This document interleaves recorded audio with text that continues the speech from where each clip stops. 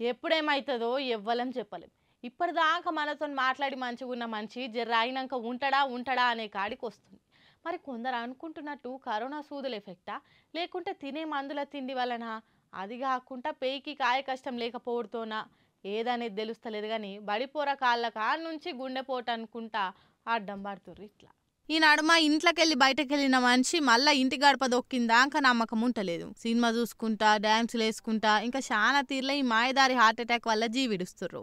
ఒడిశాలో 40 ఏళ్ళున్న ఒక ఆయనకున్న టీవీఎస్ బండి మీద బుర్రలు, పేలాలు, బొంగులు, స్వీట్లు, బూందీ, అప్పడాలు వేసుకొని ఊరూరా తిరుగుకుంటా అమ్మి కుటుంబాన్ని ఎల్లదీస్తాడట. అట్లనే తిరుగుతుంటే ఆనొస్తుంది, సామాన్లన్నీ దడుస్తాయని ఓ తాన ఆగిండట. జరసేపు మంచిగానే ఉన్నాక ఉన్నట్టుండి బండి మీద అట్లనే కుప్పగూలి పడిపోయిందట. పక్క పొంటున్నోళ్ళు గట్ల పడ్డవేందయ్యా, కళ్ళు గిట్ల తిరిగినాయా అని పట్టి లేపినా లేవకపోయే వరకల్లా పరీక్ష పట్ట చూస్తే గుండెపోటుతోని ఆడిదాన్ని జీవిడిచిందని తేలిందట. అటెనక పోలీసు వాళ్ళకి ఫోన్ చెప్తే వాళ్ళు బండి వేసుకొని పోయిరట. ఏది ఎప్పుడు ఎట్లుండేది తెలియదు కాబట్టి జర గట్టిగా తిని యోగాలు ఆసనాలు చేసుకుంటా మనసు మీదకి ఏది తీసుకోకుండా అన్ని పికర్లు పెట్టుకోకుండా పానం నిమ్మలంగా ఉంచుకోర్రి. ఏమంటున్నాం? ఈ కాలం పోరగాన్లు గుళ్ళల్లకో విహారయాత్రలకో ట్రిప్లకో పోవాలనంటే దోస్తుగాళ్ళని ఎంబడేసుకొని పోతారు. అమ్మయ్యతో పోతే వాళ్ళు ఎంజాయ్ చేయరు, మనల్ని చేయనియరని వాళ్ళు వస్తా అన్నా కూడా వద్దంటారు. కానీ ఈ బిడ్డ మాత్రం అట్లా కాదు. నాయనా నేను వెకేషన్కి పోతున్నా, నువ్వు కూడా రా అని అడిగింది. తండ్రి నేను రాను, నాకు పని ఉంది అనేసరికి కూతురు అలిగిందని తండ్రి ఏం చేసిండో చూస్తే మీరు కూడా వాళ్ళ ప్రేమను చూసి మురిసిపోతారు.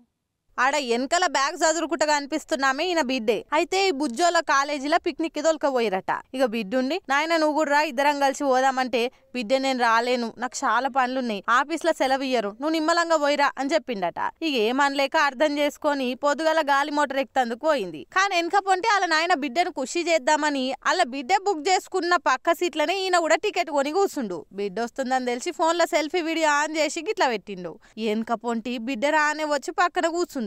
ఎవడీడు నన్ను వీడియో తీస్తుండు, ఈ సంగతి ఏందో చెప్పాలని ముఖం దిక్కు చూసేసరికి అలా నాయనని అయ్య కనబడేసరికి ఓరక్క బుజ్జ ఆనందానికి హద్దులు లేవు. రానంటివిగా మళ్ళీ వచ్చినావంటే నువ్వు అలిగేసరికి నాకు ఉండబుద్ధి కాలే, అందుకే పనులని పక్కకు పెట్టి వచ్చిన, ఇక పోదాంపా, పోయి అన్ని తిరిగొద్దామని చెప్పిండట. ఇక ఈ వీడియో ఇప్పుడు సోషల్ మీడియాలో బాగా తిరిగేసరికి పప్పా రాక్ పాపా షాక్ అని ఆ తండ్రి కూతుర్ల బంధం చాలా బాగుందనుకుంటా కామెంట్లు పెడుతుర్రు ఇది చూసిన వాళ్ళంతా.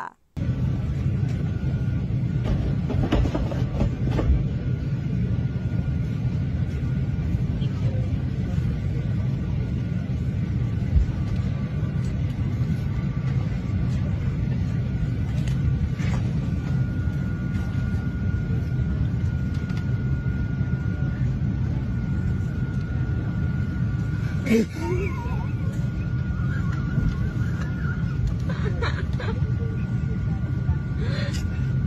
was so creeped out.